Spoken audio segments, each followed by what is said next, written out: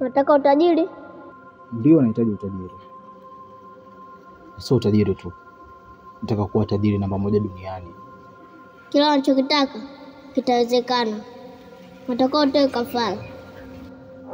Kafara? Ndio.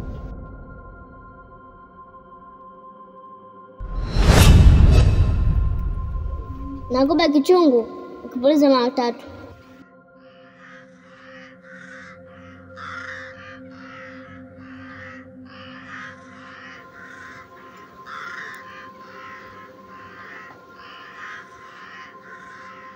Natakiwa nipulize? Ndio.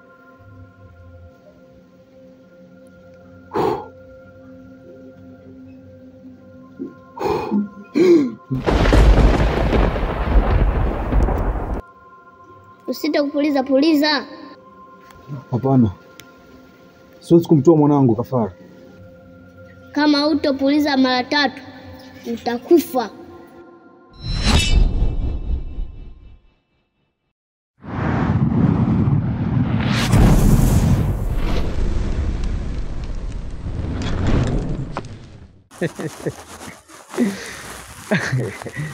Kaka, hongera. Hongera sana. Nashukuru. Nashukuru sana kaka. Na kingine, shekhe wangu pale umejua kuchagua. Umepata mwanamke mzuri sana. Kwa sababu mara ya kwanza nafika tu, mapokezi niliyopokelewa, mimi mwenyewe nimependa. Alafu mwanamke inaonekana kabisa kalelewa kwenye dini ya Kiislamu. Ushungi muda wote. Shekhe wangu, hamna mkorogo pale. Rangi halisi kabisa. Pale shehe wangu usije ukaacha mke. Pale umetunukiwa zawadi na Mwenyezi Mungu. Mimi niseme asante. Asante sana kaka. Kwa sababu kwanza umeweza kulisimamia jambo langu kuanzia mwanzo mpaka lilipofikia tamati, lilipofikia mwisho, na mimi kuweza kutimiza ile nusu ya dini na kuweka mke wangu ndani. Kwa hilo nikushukuru sana ndugu yangu Bwana Mshenga. Shukrani. Lakini katika jambo la pili la kusema nimechagua kilicho bora, hapo nikupe kisa kidogo. Kijana mmoja aliwahi kumuuliza mzee wake, mimi mzee nitakapotaka kuoa ni mwanamke wa aina gani anayenifaa? Hodari wa kujipodoa au nichague mwanamke mwenye mali? Au nichague mwanamke mzuri sana? Yule mzee alimjibu akamwambia, laisatil fatatu bijamaliha wa bitukuliha kalla wala bimafahil abai. Uzuri wa mwanamke sio kujipodoa wala mali zake. Tena ondokeni na msiwe na fikra hizo. Kijana akauliza, kama si hivyo uzuri wa mwanamke ni nini? Mzee yule alimjibu, chagua mwanamke mwenye kumwogopa Mwenyezi Mungu na anayependa dini. Ndio kile nilichokifanya. Yaani hicho kinaitwa kisa kidogo. Kisa kidogo. Bana, ni kwanza nikupe hongera. Na mchuzi wa mbwa siku zote unyoa wa moto. Si ndio hivyo eh? Ndio. Shekhe, hizi 7 kazi kamilishe shehe wangu. Basi kaka bwana, acha mimi ni muwai. Ndio. Acha ni muwai ndugu yangu. Wewe muwai. Baada ya kula tunakula. Na ukishakula unatakiwa uoge. Alafu upumzike. Sawa shekhe bwana. Paka njio unakosea shekhe wangu. Mambo mazuri hayo.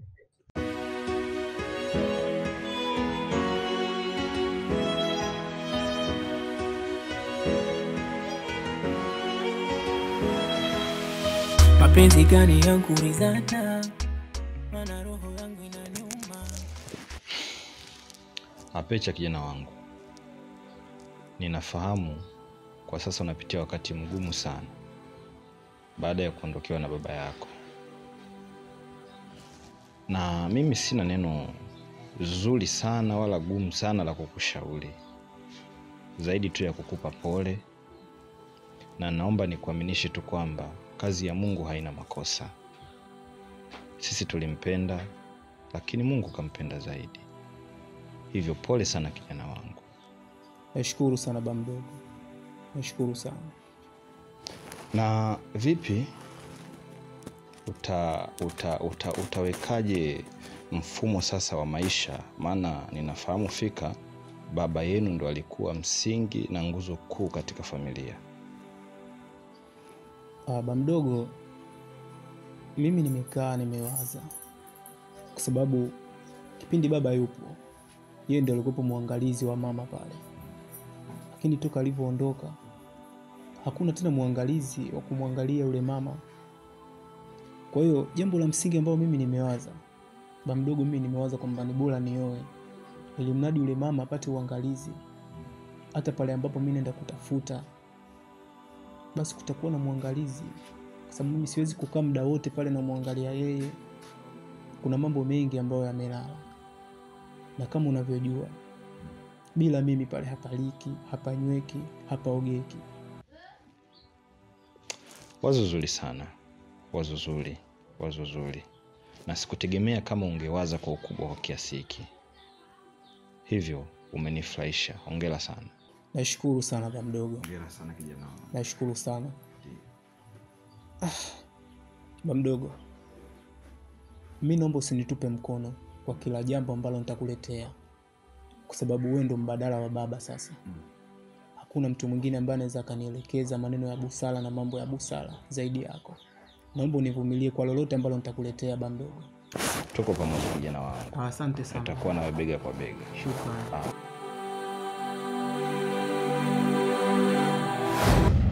Umivu ya moyo na ya jua alopenda, kwa mwingine uwezi nena. Kumaliza maneno mbele za watu ni vibaya, hayo mengine kakipolo. Moneni yule kumtoa mwanae msukule. Karibu. Asante. Shikamoo. Marahaba, ujambo? Sijambo. Latifa amemkuta? Latifa hayupo, kaenda shule. Shule? Ndio. Mbona leo hamna shule? Sasa mbona mnanichanganya? Yeye katoka hapa asubuhi, kaniambia anaenda shule. Wewe unakuja sasa hivi unasema leo shule hamna. Mbona sielewi? Mimi sijui. Sema tu leo nimemletea madaftari yake, aliniazima. Haya, naomba. Akija utamwambia asante. Haya, karibu. Haya. Haya. Kimenichachia kipolo, kimenichachia.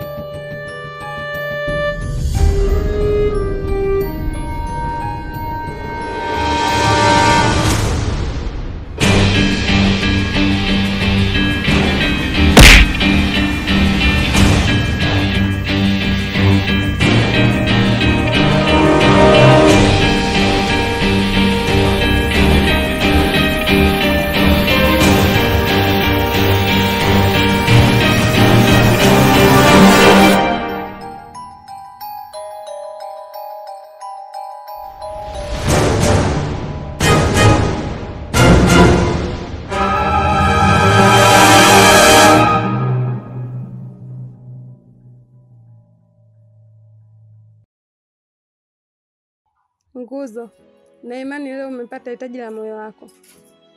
Kile ulichokitafuta muda mrefu, na imani leo umekipata. Lakini dada yangu aliwahi kunambia, mwanaume akipata anachokitaka, akuoni tena wa thamani katika maisha yake.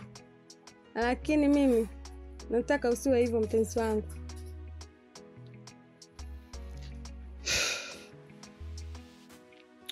Latifa,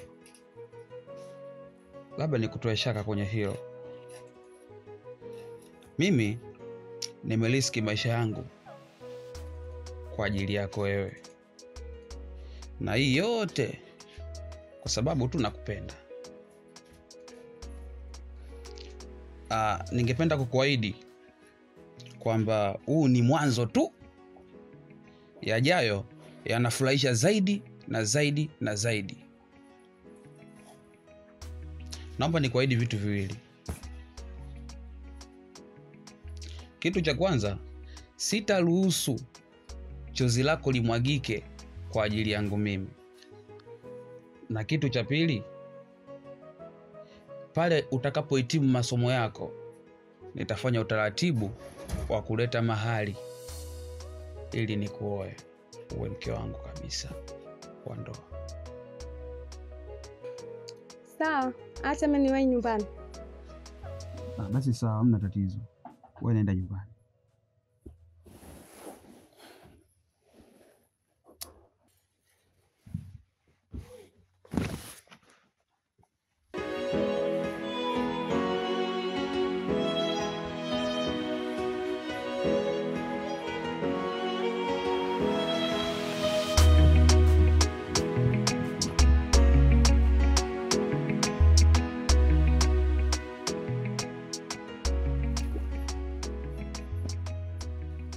Yaani ukisikia ndege mjanja amenasa kwenye tundu bovu, ndo hii.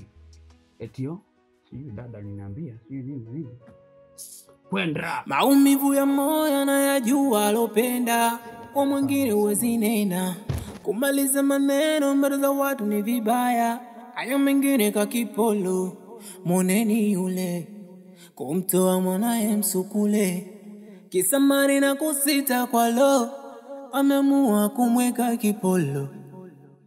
Kipolo, kipolo, kipolo, kimenichachia. Kipolo, kipolo, kipolo, kimenichachia. Ndama, kwa maamuzi uliyofanya sidhani kama na usahihi, kwa maana liwezekanalo leo lazima lifanyike leo. Sawa, najua ninachokifanya. Na zege haiwezi kulala, ikilala itaganda. Kwa hiyo najua atarudi hapa na atakitekeleza nilichomwambia. Sawa. Uwajui binadamu. Binadamu ni waoga sana. Kama umeweza kumkosa leo hii, sidhani kama utaweza kumpata tena. Najua kwa binadamu waoga, na nitaweza kuangamiza kama alivyoangamiza familia yangu. Sawa. Usemalo kwangu ni amri, na ni wajibu wangu kufuata utakalo. Naomba nikaendelee na kazi zangu zingine. Sawa, naweza kwenda. Moneni yule, kumtoa mwanae msukule, kisamari na kusita kwa lo, amemua kumweka kipolo. Kipolo, kipolo, kipolo, kimenichachia. Kipolo, kipolo, kipolo, kimenichachia.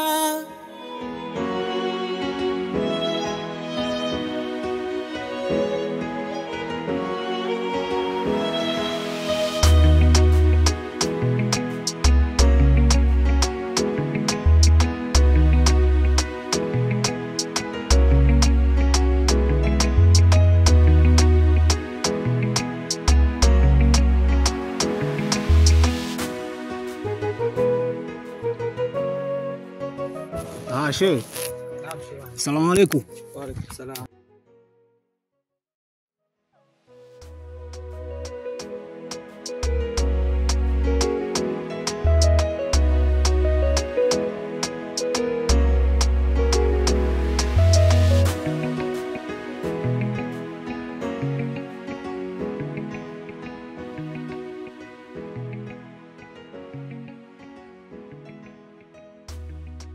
Naam shehe, nakusikiliza. Ese nashukuru sana. Kweli naamini subira siku zote nafuta mambo mema. Kwa sababu kwa muda ambao nimekaa hapa, nilishachukua maamuzi kabisa ya kuondoka. lakini kabla sijaondoka na kuona na wewe huyo unarejea. Na ndio maana Mungu kaleta hadi aya yake, anasema kuhusu swala hilo la subra. Unapoputa subra, kuna mambo mema unakuwa unayapata. Kwa hiyo ungeondoka usingefanikiwa malengo yako ambayo umekujia hapa. Bana, sasa mimi shehe wangu, shida yangu kwanza, nimepata taarifa zako kwa watu 2 ama 3 hivi. Basi nikaona si haba, kwa sababu hitaji langu linahitaji mtu kama wewe. Sasa swala kubwa ni kwamba mimi shehe wangu nina mpango wa kuchukua jumba la mkojo. Jumba la mkojo? Yeah. Umekuja na matusi yako, kwa sababu nyinyi watoto wa 2000 hamuishi na maneno ya ovyo ovyo. Jumba la mkojo, unamaanisha nini kuhusu jumba la mkojo? Hapana shehe wangu, natumai hujanielewa. Labda nijinyooshe. Swala kubwa ambalo nakusudia mimi, nataka unipelekee posa sehemu pale juu pale kwa mzee Abdalla Mbegu. Hilo limeisha, kwa sababu huyo mzee namjua na yeye ananijua pia, mabinti zake wote nawafahamu. Sasa sijui binti gani ambaye unamzungumzia wewe. Binti ambaye namkusudia pale miongoni mwa wale pale ni ule Zaituni. Zaituni? Tunda la peponi hilo kabisa. Bwana, labda nikutoe shaka. Yule binti tokea makuzi yake mpaka hapa alipofikia namjua, hajawahi kumkosea mtu, na kuhusu swala la ibada anaijua fika. Kwa hiyo pale tu nikusifie, jicho lako limeona sehemu sahihi shehe wangu, na mimi ndo Shekhe Mturuki, sijawahi kufeli kuhusu swala lako hilo. Ondoa shaka. Basi mimi nashukuru sana, na ninatumai sijakosea kuja kwako, na hata walionielekeza wala hawajafanya makosa. Ila sasa cha msingi mimi nina uhitaji sana wa huyo mke. Naomba ile swala lisichukue japo hata wiki. Unazungumzia wiki? Hata siku moja haiishi. Hapa uliponiona hapa, huu msuli sio msuli wa nani, wa mambo ya ujana. Huu msuli wa hikma. Mimi ni mwingi wa hikma, nimejaliwa hikma na busara. Kuhusu swala hilo wewe usijali. Leo nalivalia njunga. Kwa hiyo usijali shehe wangu, sawa? Hakuna shida. Hilo limeisha. Hamna shida, nitashukuru sana. Hakuna lingine shehe wangu. Naliwe mume wangu. Na mke wangu. Haya maisha ambayo tunaishi, mimi naona ni magumu sana. Nataka nitafute kazi ili nione kama tutaweza kuishi maisha mazuri hata kidogo. Kwa hiyo nakuomba uniruhusu nitafute kazi ili tusaidiane, au wewe unaonaje? Sio kama na mimi napenda kukaa hivi. Hapana. Najua kabisa na mtoto una kiumbe ndani ya tumbo lako. Nahitaji nikuhudumie. Lakini kutokana na hali yangu nitatafuta kazi ili niweze kumsaidia mtoto aliyoko tumboni kwako, ili baadaye anisaidie. Lakini ni kazi gani mke wangu ambao unataka kufanya? Mimi nataka nitafute kazi kwa mantilie. Mama ntilie?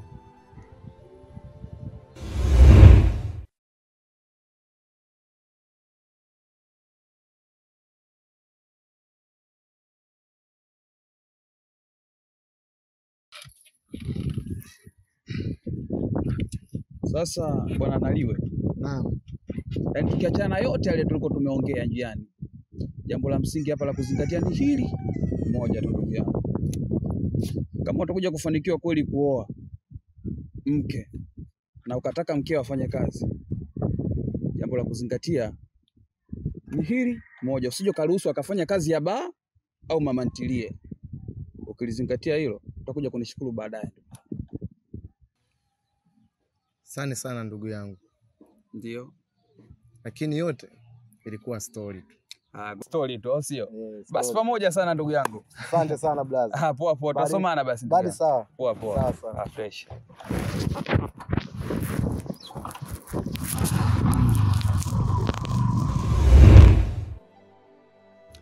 Tafuta kazi nyingine. Lakini siwezi kuruhusu kufanya kazi ya mama ntilie. Kwa nini mume wangu? Angalia anapoondoka.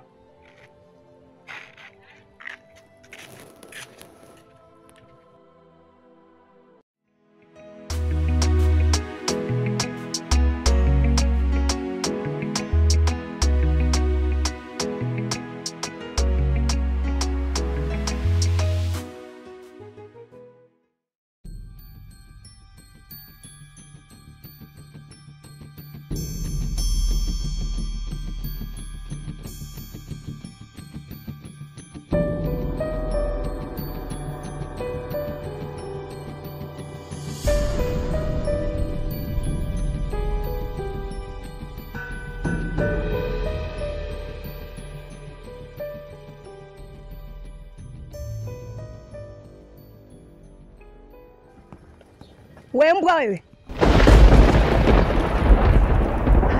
Kwa nini unanyata? Sasa mbona unachechemea? Una matatizo gani? Na unaweza kuniambia umetoka wapi? Ulikuwa shule? Wewe usinione mimi mtoto mdogo.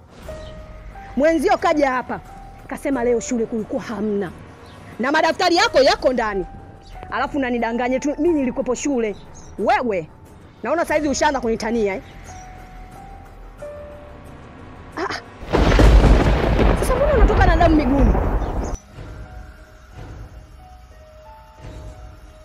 Damu?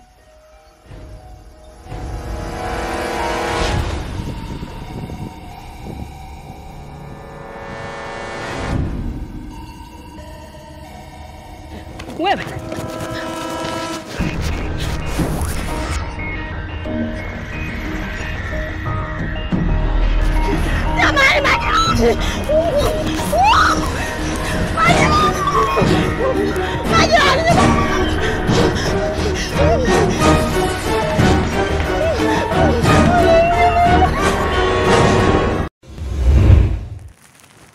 Kama ninavyozungumza mara kwa mara na kama nilivyoongea hapo awali kwamba furaha yangu ni kuona leo hii nimebahatika kukuoa na kukuweka ndani na umekuwa mke wangu wa halali. Unajua, naweza kusema sijapata kuona mwanamke mzuri kama wewe.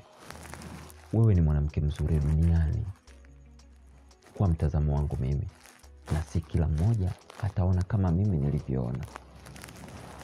Lakini pia nikupe kisa kidogo. Siku za nyuma kidogo nilipokuwa Uarabuni, nilipata kusikia Waarabu wakizungumza kuwa wao wamelihabiri neno ndoa kuwa ni adhamu wa tadahul, tendo la kimahusiano na mwingiliano.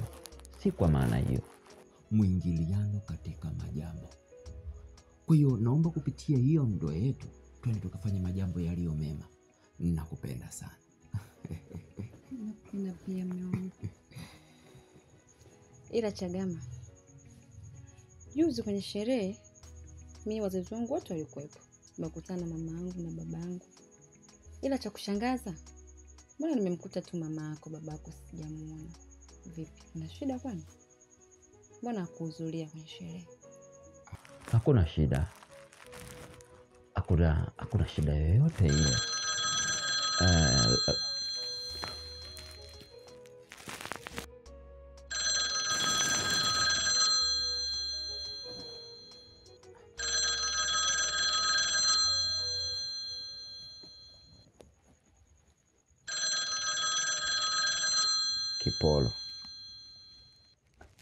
Kipolo ni nani?